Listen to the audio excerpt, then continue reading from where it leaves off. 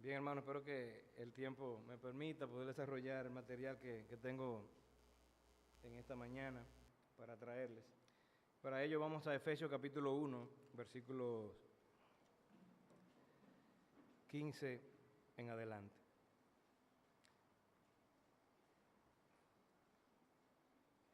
En el desarrollo de la serie, hoy no vamos a detallar los versículos 15 al 23 en adelante, porque eso lo veremos en el próximo sermón, pero sí vamos a ver algo que realmente es claro en el pasaje.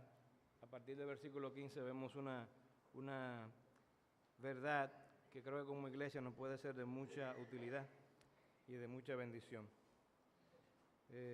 No me cansaré de hacer justicia y dar mérito a todas las fuentes de insumo que he tomado para preparar estos mensajes, entre ellos el teólogo Matthew Henry con su comentario bíblico de toda la Biblia, el pastor Arturo Pérez en su libro Síntesis del Nuevo Testamento, el pastor Sugel Michelén en la serie que desarrolló del libro a los Efesios, el apóstol Pablo y el Espíritu Santo, que fue quien lo inspiró.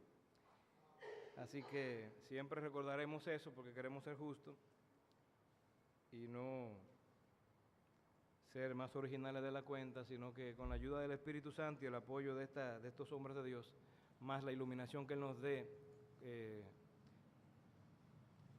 a todos en cada domingo, pues podamos traer el alimento espiritual que la iglesia necesita. Y en ese sentido,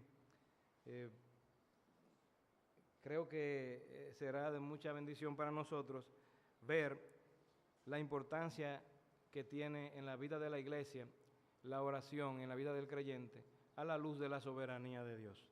Esa soberanía de Dios que hemos visto que el apóstol Pablo la manifiesta y la presenta en los versículos 4, 6 y el 11, cuando nos dice en el versículo 4 que Dios nos escogió en Él antes de la fundación del mundo. Y el versículo 6 dice que Él nos hizo acepto en el amor, perdón, el versículo 5 dice que fue en amor, habiéndonos predestinado para ser adoptados hijos suyos. Y en el versículo 11 dice que en Él asimismo tuvimos herencia, habiendo sido predestinados.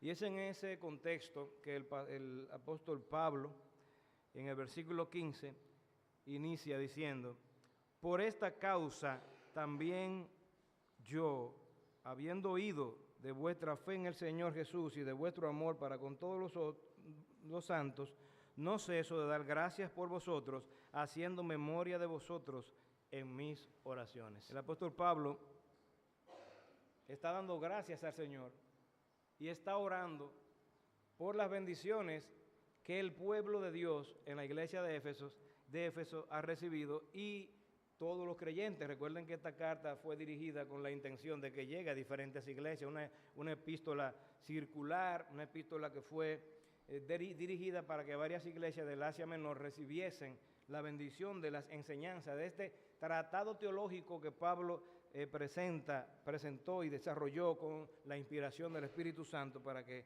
su iglesia fuese edificada. Y Pablo está orando por los creyentes y nos está dando un ejemplo de oración, aún dentro del contexto de que él sabía que todo ya fue destinado desde antes de la fundación del mundo. Y nos preguntamos, ¿y por qué entonces, si ya está todo escrito, por qué realmente, si ya todas esas bendiciones fueron preservadas y fueron decretadas por Dios desde antes de la creación, para qué orar? Van a llegar. Y este ejemplo del apóstol Pablo nos dice que realmente Dios no solo ha diseñado el plan, no solo tiene el plan y ha decretado todo, sino que Él ha querido que esas cosas lleguen y se cumplan en nuestra vida a través de la oración. Un Dios soberano que a criaturas responsables le ha dado la responsabilidad, el deber, el mandato de que le oremos a Él. Él sabe todas las cosas. Si vamos a Mateo capítulo 10, si me acompañan allí, Mateo capítulo 10, vemos a un Dios que no tiene para nada la sorpresa de que las cosas le pasan sin que Él las sepa. Él conoce todo, aún lo que nosotros le podamos a Él pedir y rogar. Dice Mateo capítulo 10, a partir del versículo 26, dice que, así que no temáis porque nada hay encubierto, que no haya de ser manifestado ni oculto, que no haya de saberse. Lo que os digo en tiniebla, decirlo en la luz, lo que oís al oído, proclamarlo desde la azotea. No temáis a los que matan el cuerpo, mas el alma no puede matar, temed más bien a aquel que puede destruir el alma y el cuerpo en el infierno. No se venden 2 pajarillos por un cuarto. Con todo, ni uno de ellos cae a tierra sin vuestro Padre, pues aún vuestros cabellos están todos contados. Así que no temáis, más valéis vosotros que muchos pajarillos. Y en Mateo capítulo 6 el Señor nos dice que Él conoce que tenemos necesidad de todas las cosas por las cuales debemos clamar a Él. No hay nada que le coja de sorpresa. De manera que la oración como medio para tener comunión con Dios también es un medio establecido por Dios para que nosotros, confiando en su soberanía y su poder, con lo cual ha decretado todo, pues clamemos para que las cosas ocurran. Hay una alabanza que seguro ustedes, un cántico que seguro han escuchado, que dice: cuando el pueblo de Dios ora, suceden cosas, y suceden cosas maravillosas. Dios quiere que oremos si queremos ver esas maravillas en nuestra vida.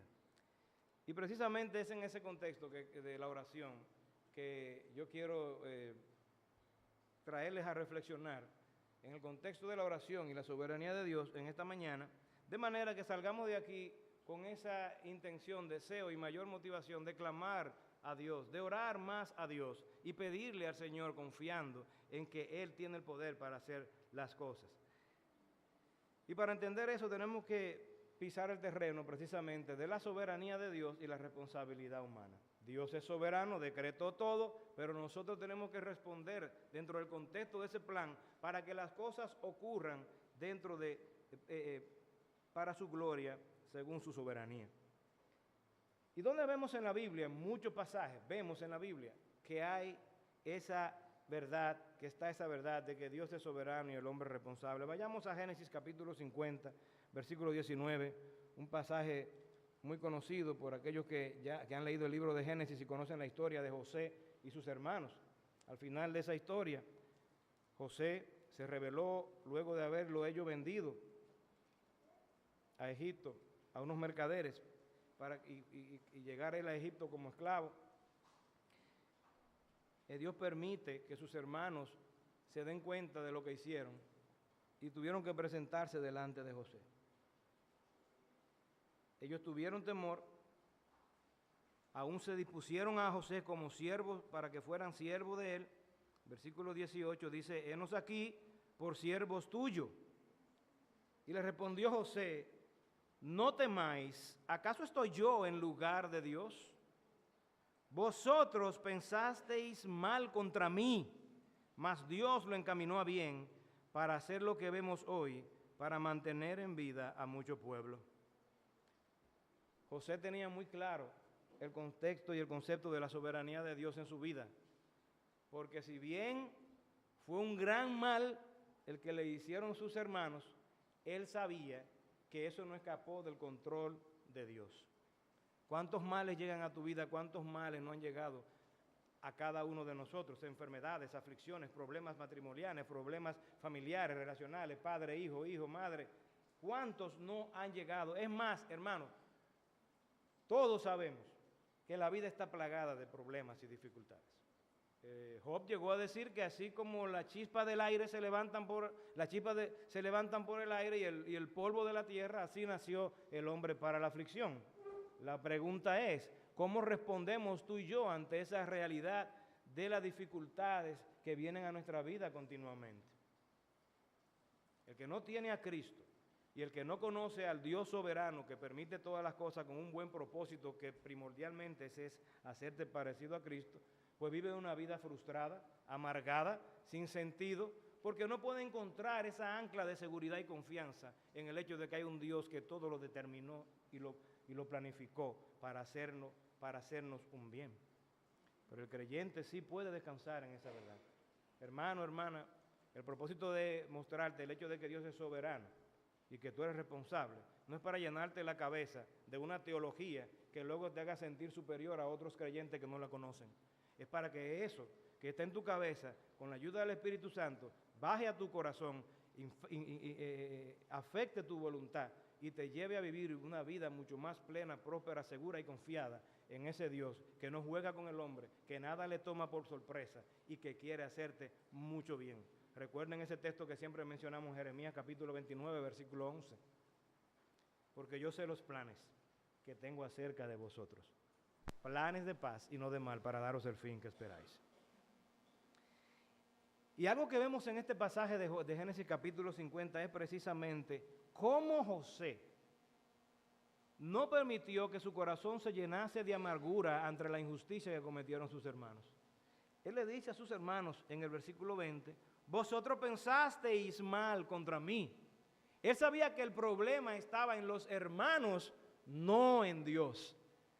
Y aquí, amados hermanos, tengamos mucha atención y mucha cautela en el hecho de que cuando nosotros, en medio de las dificultades, empezamos a buscar culpables de lo que nos está pasando, estamos echándole la culpa a Dios. Lo que pasa es que no nos atrevemos a hacerlo de una manera clara y abierta. Pero cuando la queja se asoma a tu vida, cuando la incomodidad, la inconformidad con las circunstancias llegan a tu vida y tu respuesta es buscar la causa en otros, estás buscándola en Dios mismo, que es el que está controlando esa situación. ¿Recuerdan a Adán y Eva? Cuando Dios le preguntó a Eva la causa de ella haber tomado, que quién fue que de ella se le hayan abierto los ojos, a Adán. ¿Cómo tú sabes que tú estás desnudo, Adán? ¿Cómo tú sabes? ¿Quién te dio esa información? ¿Qué le dijo él? La mujer que tú me diste, me dio a comer. Eso es lo que hacemos cuando vienen los problemas, las aflicciones. Y cuando nosotros pecamos contra Dios y hacemos lo mal hecho, y empezamos a buscar la causa en otras cosas, en otras personas. Eso fue que él me provocó.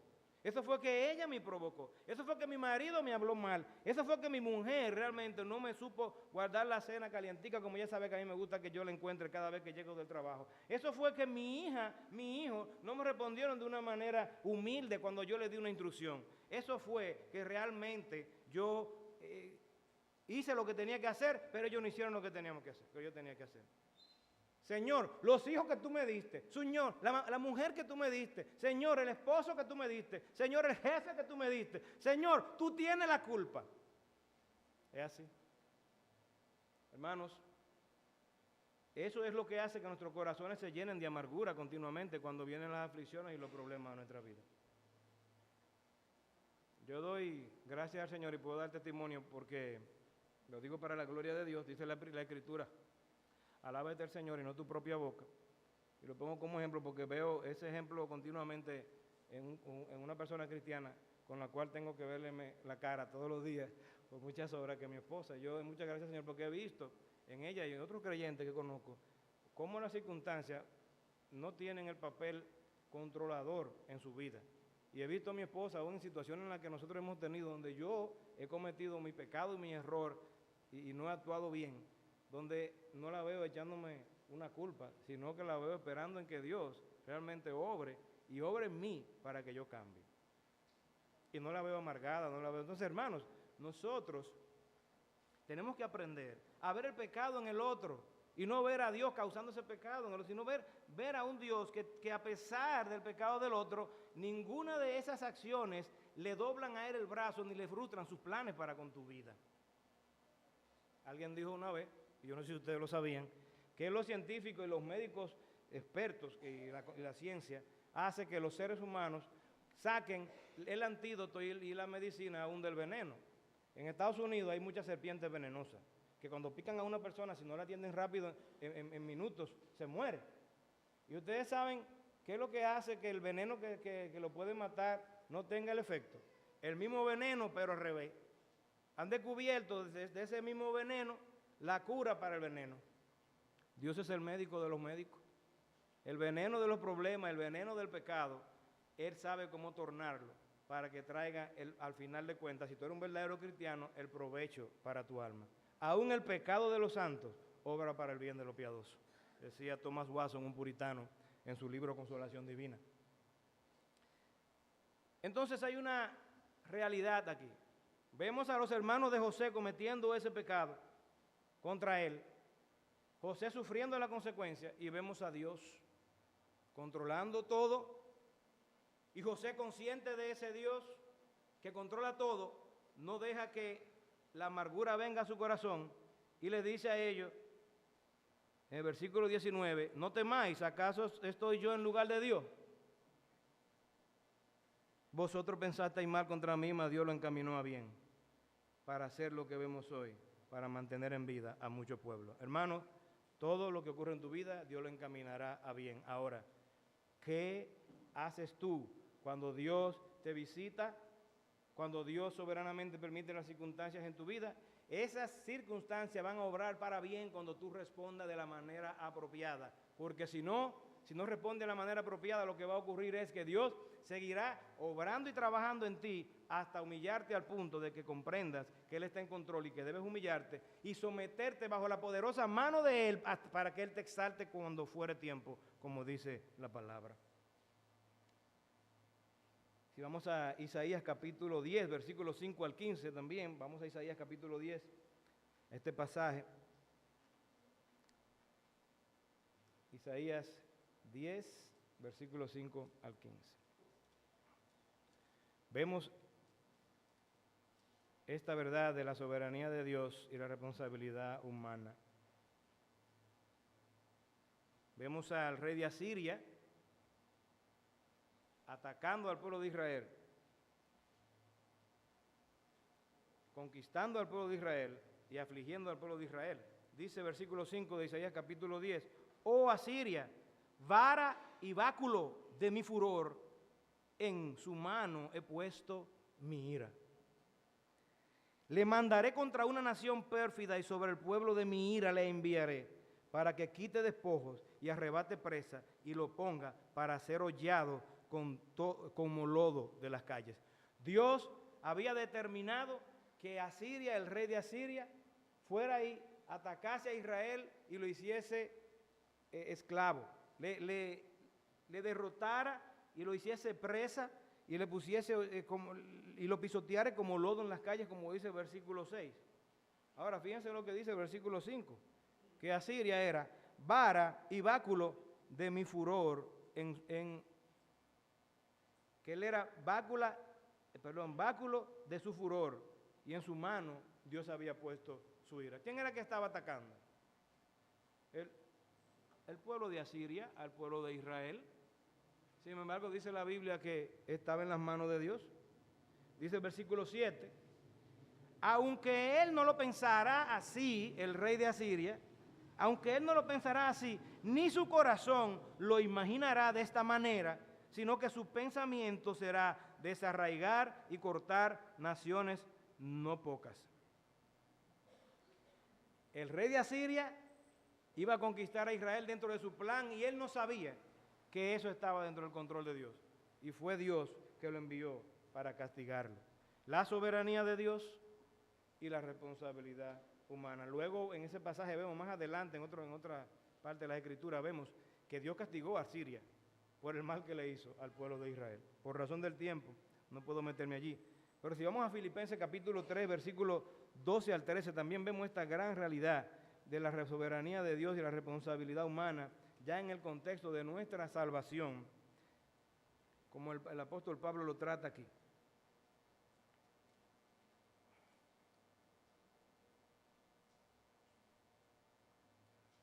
Filipenses capítulo 3.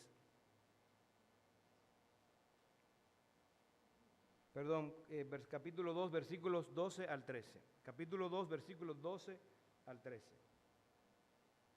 Dice, por lo tanto, amados míos, como siempre habéis obedecido, no como en mi presencia solamente, sino mucho más ahora en mi ausencia, ocupaos en vuestra salvación con temor y temblor, porque Dios es el que en vosotros produce así el querer como el hacer por su buena voluntad.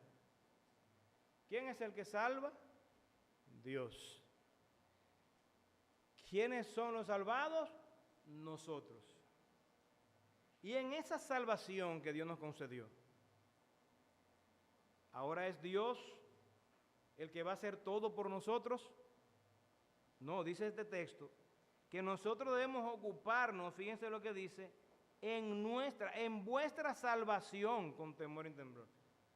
Tú y yo debemos ocuparnos en la salvación que ya tenemos, porque de ella se ocupará Dios. De la salvación se ocupa Dios, se ocupó en el Calvario y se ocupará hasta el final, pero en la salvación en la que tú te encuentras debes tú ejercer tu responsabilidad de servirle y amarle con temor. La responsabilidad humana y la soberanía de Dios. Y en Hechos capítulo 18, versículo 9 también vemos a Pablo, que fue enviado a predicar la palabra de Dios a los gentiles, y vemos que el Señor le dice, versículo 9 del capítulo 18 de Hechos: entonces el Señor dijo a Pablo en visión de noche: no temáis, sino habla y no calles, porque yo estoy contigo, y ninguno pondrá sobre ti la mano para hacerte mal, porque yo tengo mucho pueblo en esta ciudad. Dios tenía en Corinto un grupo de personas que ya él había determinado desde antes de la fundación del mundo salvar, pero Pablo tenía que predicar la palabra de Dios. Yo tengo mucho pueblo, pero no calle, habla. La soberanía de Dios para nada debe movernos a nosotros a la holgazanería y a la pasividad. Debemos predicar el Evangelio, y precisamente predicamos el Evangelio porque Dios es un Dios soberano, porque ya Él determinó quiénes iban a ser salvos, como Pablo llegó a decir que agradó a Dios salvar a los creyentes por medio de la locura de la predicación, y en otro pasaje dijo que Él todo lo sufría por amor a los escogidos. Pero Pablo, por eso ya fueron escogidos, ¿por qué tú vas a coger lucha? Por amor a los escogidos, Pablo sufría, porque Dios determinó no solamente el fin de la salvación, sino que también determinó el medio para salvar, la predicación poderosa de su evangelio, que es poder suyo para salvación a todo aquel que cree. Predica, hermano, prediquemos la palabra. Y la oración, dentro del contexto de la soberanía de Dios, debería ser parte habitual, común, normal en la vida del creyente y en la vida de la iglesia. Algo que caracteriza a los creyentes, como vimos que caracteriza al convertido cuando mandaron a buscar a Pablo con Ananías, y el Señor le dijo: ve, porque aquí él ora, como un símbolo de que una marca de que él había conocido al Señor. La oración en la vida de la iglesia es también sumamente importante. En la iglesia primitiva, en Hechos capítulo 4, si me acompañan allí.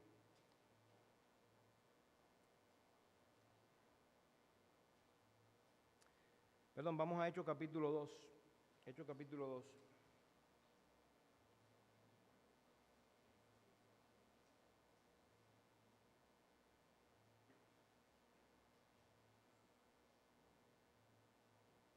Versículo 42. Dice que la iglesia primitiva perseveraba en muchas otras cosas, entre ellas la oración. Dice: y perseveraban en la doctrina de los apóstoles, en la comunión unos con otros, en el partimiento del pan y en las oraciones. La oración es parte de la vida normal, cotidiana del creyente y de la iglesia. Por eso, hermanos, el no asistir a los cultos de oración, los días que las iglesias establecen, en nuestro caso los miércoles, es una muestra de que realmente tú no estás consciente del poder de Dios y de su soberanía, y de hecho ni siquiera te interesa venir a orar. Cuando tú faltas al culto de oración por cualquier cosa, tú estás dando muestra de una deficiencia grave sobre tu concepto del Dios al quien tú dices servir, que en su soberanía te salvó y que en su soberanía ha dispuesto a hacer las cosas a través de la oración. Nosotros somos testigos de las veces en que Dios ha respondido cosas que hemos pedido, los cultos de oración. Si ustedes ven la lista de acción de gracia, en la parte de acción de gracia en la lista, ponemos como acción de gracia cosas que ya Dios ha respondido en muchas ocasiones.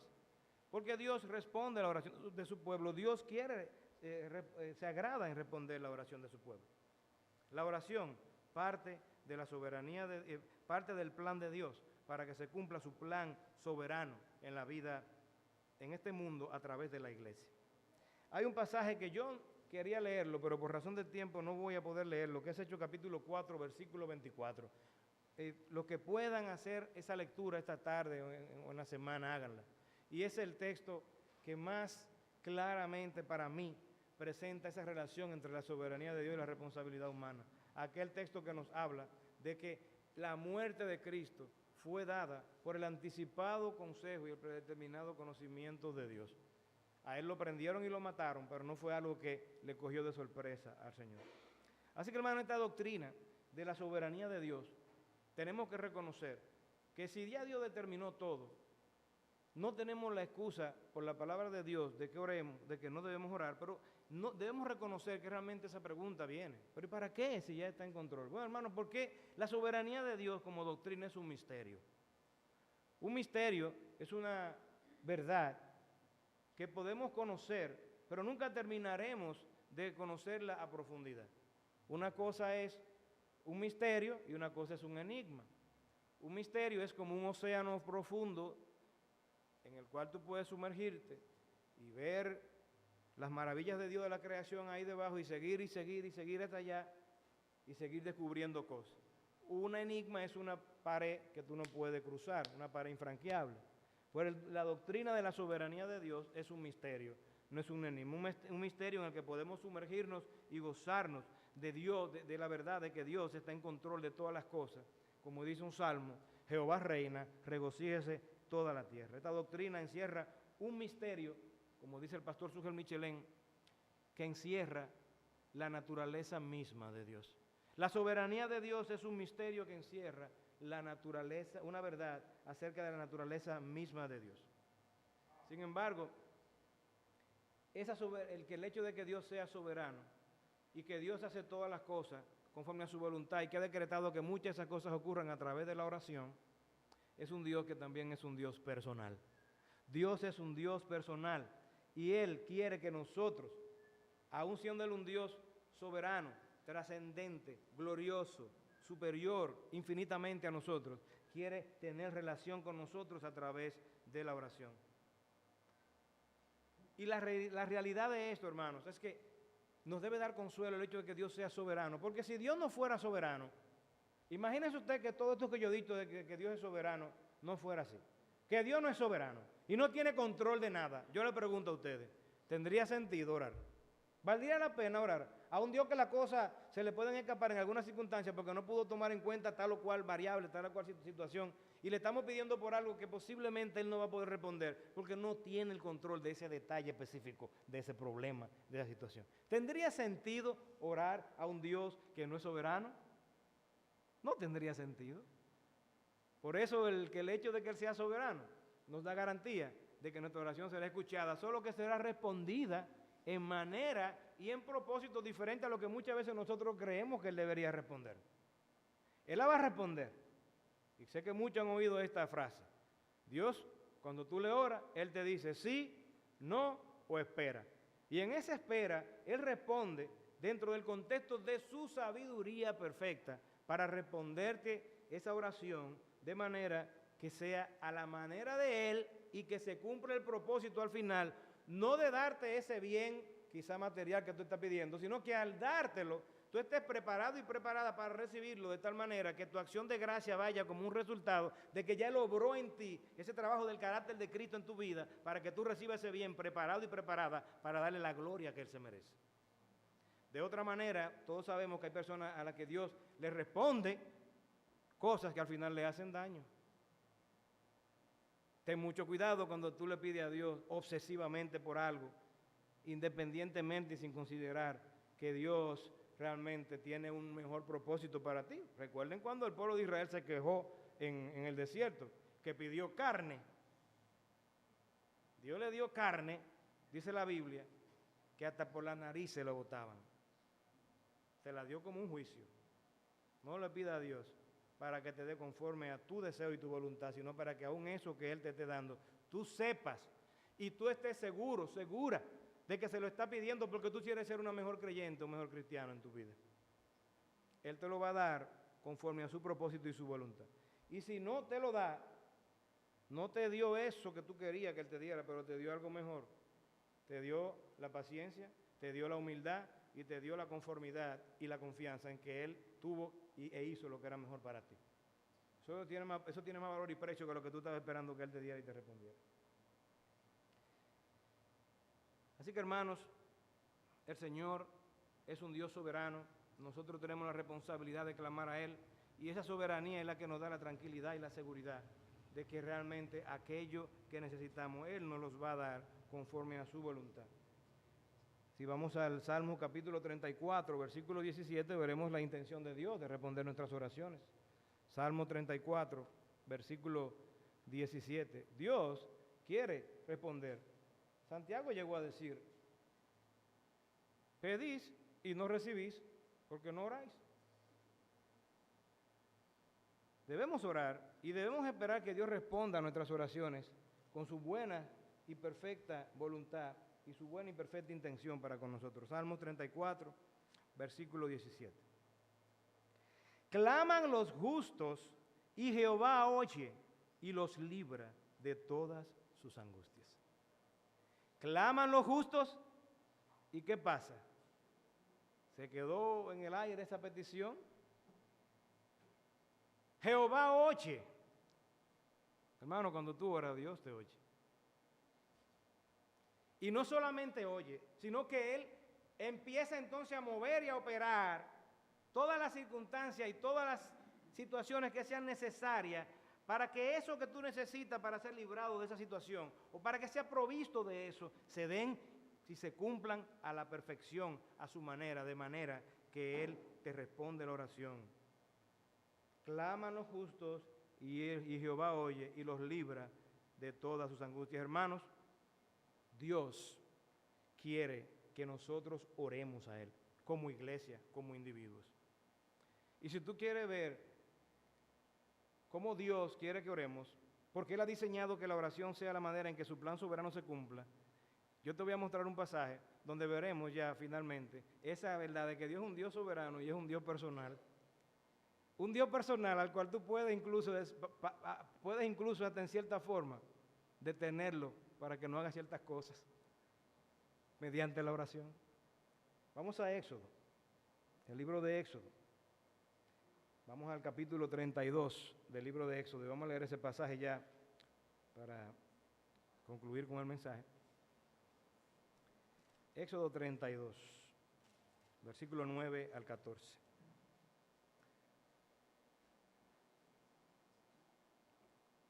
Luego mientras Dios estaba tratando con Moisés en el Sinaí, dándole las leyes para su pueblo, el pueblo estaba ahí desesperado abajo, al pie del monte, y se desesperó y empezaron a cometer locuras, a adorar ídolos. Hicieron un becerro de oro, y eso enfureció a Dios, eso no agradó a Dios. Y el Señor le dice a Moisés que él iba a castigar severamente a su pueblo y lo iba a destruir. Mas dijo Jehová, versículo 9, yo he visto a este pueblo que por cierto es pueblo de dura cerviz. Ahora pues, déjame que se encienda mi ira en ellos y lo consuma, y de ti yo haré una nación grande. Hermano, miren qué detalle. Dios le está diciendo a Moisés, Moisés, déjame. Moisés, déjame. No me pida, déjame, Moisés, que lo voy a castigar. En cierta medida, hermano, nosotros podemos detener a Dios. Increíble. Y Moisés insistió, y Moisés siguió. Déjame, Moisés. Y Moisés siguió orando al Señor. Entonces Moisés oró, versículo 11, en presencia de Jehová, su Dios, y dijo, oh Jehová, ¿por qué se encenderá tu furor contra tu pueblo, que tú sacaste de la tierra de Egipto con gran poder y con mano fuerte? ¿Por qué han de hablar los egipcios diciendo, para mal los sacó, para matarlos en los montes y para raerlos de sobre la faz de la tierra? Vuélvete del ardor de tu ira y arrepiéntete de este mal contra tu pueblo. Acuérdate, Señor, de Abraham, de Isaac y de Israel, tus siervos, a los cuales has jurado por ti mismo y le has dicho, yo multiplicaré vuestra descendencia. Moisés siguió insistiendo. Moisés siguió orando, deteniendo la mano de Dios, de la ira de Dios sobre su pueblo. Y le recordó a Dios sus promesas también. Y fíjense la respuesta de Dios. Entonces Jehová se arrepintió del mal que dijo que había de hacer a su pueblo. Dios fue detenido por la oración de Moisés. Hermanos, ese es el Dios que tenemos. Y a ese Dios que debemos orar. A ese Dios que tiene promesa para con nosotros, para con su pueblo. A ese Dios que se propuso hacer todo conforme a su voluntad y para su gloria. Y quiere que eso se cumpla a través de la oración. Cada miércoles, hermano, es un momento especial donde nosotros podemos decirle al Señor: Señor, queremos que hagas esto. Oh Señor, detén tu mano. Señor, mueve esta circunstancia para acá. Oh Señor, ten misericordia de esta comunidad. Oh Señor, detén tu ira sobre esta comunidad. Oh Señor, detén tu ira sobre esta iglesia. Porque a veces también, hermanos, tenemos que reconocer que si no fuera por la misericordia de Dios con la cual clamamos, confesando nuestro pecado continuamente como iglesia, posiblemente por nosotros, empezando por mí, esta iglesia fuera destruida por nuestro pecado. Pero Dios es un Dios rico en misericordia, lento para la ira, grande en misericordia, y Él quiere que le clamemos como le clamó Moisés, y Dios se arrepintió de hacerle gran mal.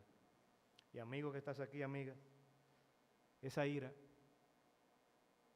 que Dios derramará sobre todo aquellos que no se arrepienten, amigos, jóvenes que están aquí, esa ira reposa sobre tu cabeza día tras día, como dice el Salmo 7:11, que Dios es justo y está irado contra el impío todos los días. Tú puedes clamar a Dios también.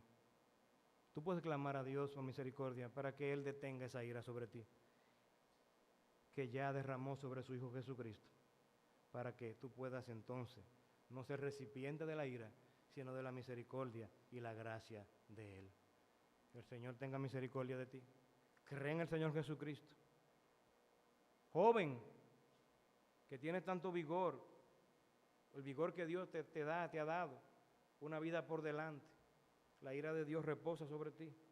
¿Por qué quieres seguir bajo ese peligro? Correr el riesgo de que la muerte te llegue y te encuentres definitivamente sin esperanza por toda la eternidad, recibiendo la ira de un Dios que aborrece el pecado, aborrece tu pecado, te aborrece a ti.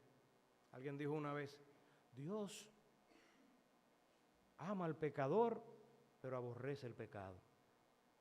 ¿O es el pecado que Dios va a echar en el infierno? Es el pecador.